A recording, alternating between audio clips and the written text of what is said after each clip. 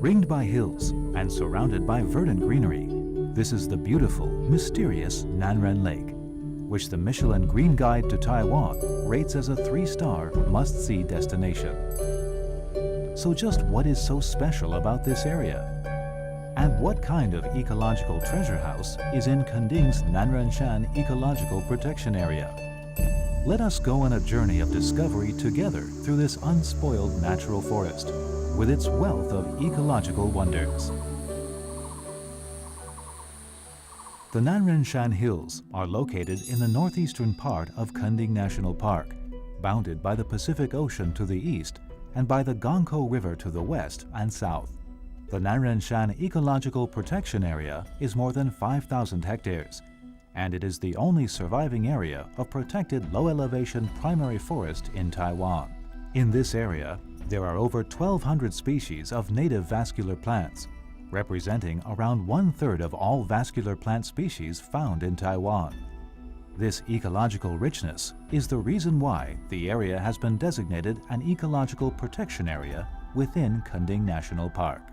Kending National Park contains some of Taiwan's most important ecological, historical, and cultural assets. Nanrenshan Ecological Protection Area is arguably the finest of these. Nanrenshan's unique topography and priceless ecological resources have made it an important site for scientific research. Many scientists and researchers have undertaken long-term ecological research here. Although the highest part of Nanrenshan Ecological Protection Area is only a little over 500 meters above sea level, it exhibits a broad diversity of flora and fauna. This diversity is related to the varied topography of the area, which includes hills, gorges, marshes, streams, hill slopes, grasslands, and Nanren Lake as well. The complex topography creates the conditions needed for many different kinds of plant species to grow and thrive. Well-known nature writer Mr. Xu Renxiu will be our guide as we explore this mysterious natural forest. 各位看我背后一棵非常大的树，这棵树是热带常见的这一种榕树，也是属于无花果类。那各位看到它这里其实好像很多很多的绳子在那边，那你看到它基本上就是非常有名的攀藤。这个攀藤缠绕在大树上面，这是热带雨林里非常大的特色。包括我们现在站的亚热带季风雨林也有这种特色。看看这棵气生根，这根一旦到达地面之后，它的这种气生根会越来越大、越来越粗，而且变成一个支撑的柱子一样。这些气生根本身也是一个支柱根，而且也让它可以往四周的扩展。热带雨林里面的典型种类里面有好多种，那其中有一个非常重要的就是叫做干生现象，有人干生开花、干生果。那我们在南人山呢也会看到，就在我的正前面就有一棵，你会看到果实是从树干里面直接长出来的，这个就是属于无花果类的，也是很多动物重要的食物。有时候它掉下来，等到它腐烂的时候，它会有一种酒味跟香味。这个时候就蛮多蝴蝶或者是甲虫都会来这样的地方吃的。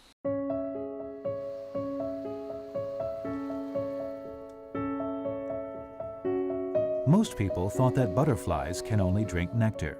Actually, butterflies consume a wide variety of different types of food. Some butterfly species, such as the swallowtail butterflies, do drink nectar, so they need to find plants that secrete nectar. While most of the brush-footed butterflies, including the famous oak-leaf butterflies, subsist on tree sap and the juice of rotten fruit, and therefore, this is an ideal place for observing oak-leaf butterflies.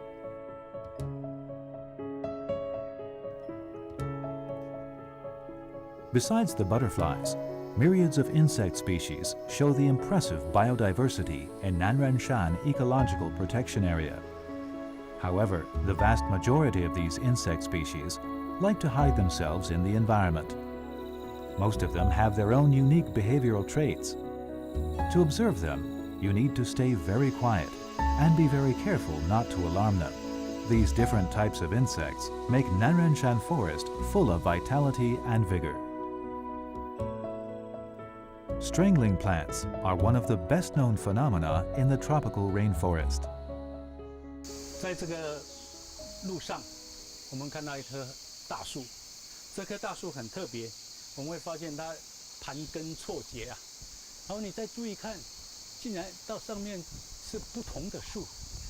原来这个是很有名的缠勒植物。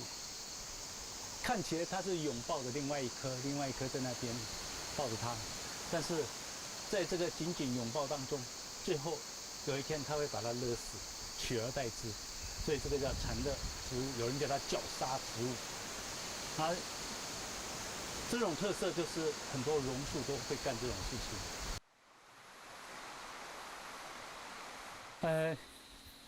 我们讲在这里有很多的藤本植物，到处垂挂攀爬。其实这些藤本植物往往两条挂在一起或者分叉的地方啊，这些地方是这个黑枕蓝翁最喜欢筑巢的地方啊。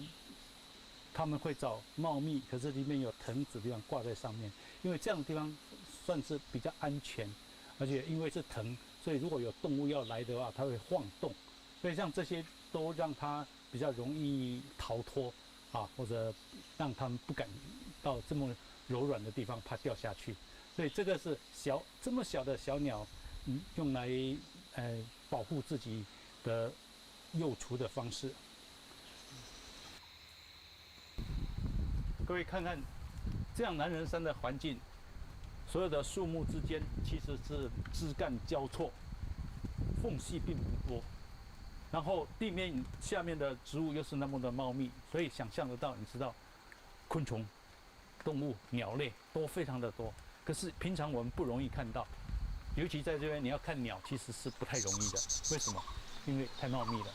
但是你用听的，在这里你可以听到非常多种的鸟类。比如说，你现在听听看，这一串都是五色鸟，可是我看不到它，因为它的颜色跟树叶一模一样，然后又这么茂密。As this area is tropical monsoon rainforest, the humidity is very high, making it an ideal habitat for mollusks. In Nanrenshan, we often find Leptoma latidum snail, Conoglobus albida snail, and Camina botanica pancala snail, which are very rare, even in the Hengchuan Peninsula. Both in terms of color and shape, these snails are highly distinctive. During the daytime, they are resting and not easy to see. Normally, we can find them when the humidity is particularly high, such as in the evening or on rainy days. That's when you have more chance to see them climbing around and looking for food. 南人山里面的物种非常的茂密，因为物种多，然后所有的攀藤，包括附生在树干上面很多很多的着生植物。这些植物有的会结很多的果实，有的嫩叶很可口，所以非常适合台湾猕猴的生存。所以你来到这边，你安安静静的走，往往会听到猕猴在呼叫、吃东西、跳跃。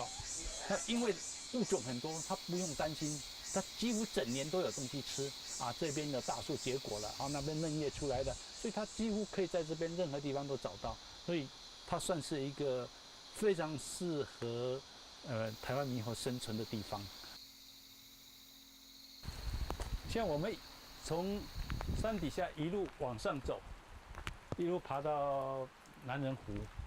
在沿路的过程当中，我们可以看到林相其实不断的变化。这些林相呢，完全受到这里的地形、这里的风、这里的雨影响，所以你沿路一直看它变化是蛮大的。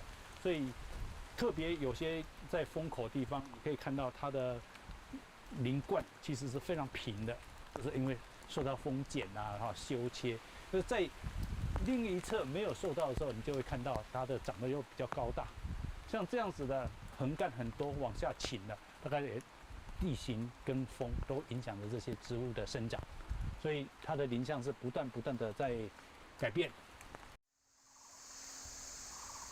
Another distinctive feature of the Nanrenshan forest is the vegetation compression effect, with patches of temperate, subtropical, and tropical forest all being found in the same area at low elevation.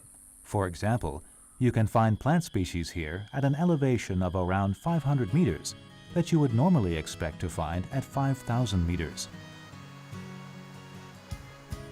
On our way towards Nanren Lake, we pass a large area of marshland. This marsh is home for many aquatic plants and aquatic insects. The most commonly found aquatic insects are the dragonfly and damselfly.